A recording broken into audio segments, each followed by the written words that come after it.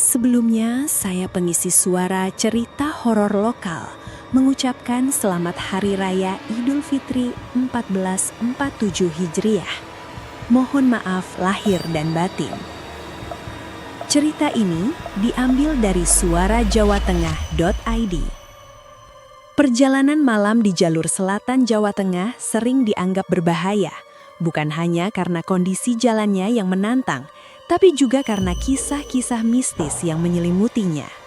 Hal itu dibuktikan sendiri kejadian tak masuk akal saat melintasi hutan dalam perjalanan pulang. Kisah ini dikisahkan langsung oleh narasumber bernama Wahyu dan dikutip dari channel YouTube Badru Caps Lock, sebuah kanal yang kerap mengangkat kisah horor berdasarkan pengalaman nyata. Malam itu sekitar pukul 11.30, Wahyu dan istrinya melintas di kawasan hutan yang berada di jalur selatan, antara Cilacap dan Kebumen. Mereka memilih jalur alternatif setelah salah satu temannya menyarankan untuk menghindari kepadatan lalu lintas. Katanya jalur ini lebih cepat. Tapi sejak masuk ke kawasan tersebut, Wahyu merasa ada yang tidak beres. Saya yakin itu bukan jalur utama. Jalanannya sempit, gelap, dan sunyi. Saya juga mulai kehilangan jejak teman saya. Cerita Wahyu. Saat motor mulai masuk lebih dalam ke hutan, hawa di sekitarnya berubah drastis. Semula hangat menjadi dingin menusuk tulang. Wahyu tetap melaju sambil menahan rasa gelisah. Ia tak berani mengutarakan rasa takutnya kepada sang istri. Namun ketegangan meledak saat istrinya mendadak menoleh ke belakang dengan wajah pucat dan bibir gemetar. Dengan suara pelan ia berbisik, "Mas, barusan ada pocong kecil di belakangku." Wahyu sontak menoleh ke kaca spion. Sekilas ia melihat bayangan putih melompat-lompat perlahan di belakang mereka.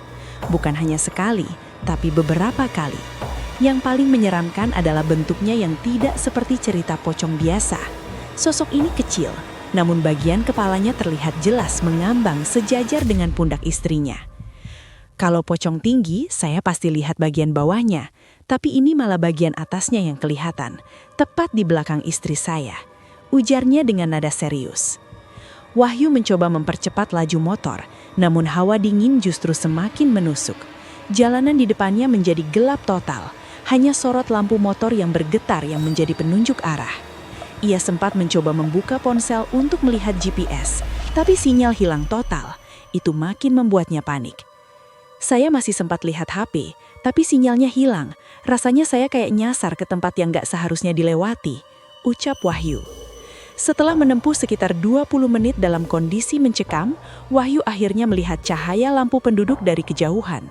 Ketika motor mereka mulai mendekat ke pemukiman, suasana langsung berubah. Hawa dingin hilang, berganti dengan rasa panas dan lembab. Sampai di rumah tubuhnya masih bergemetar dan istrinya memilih diam selama berjam-jam.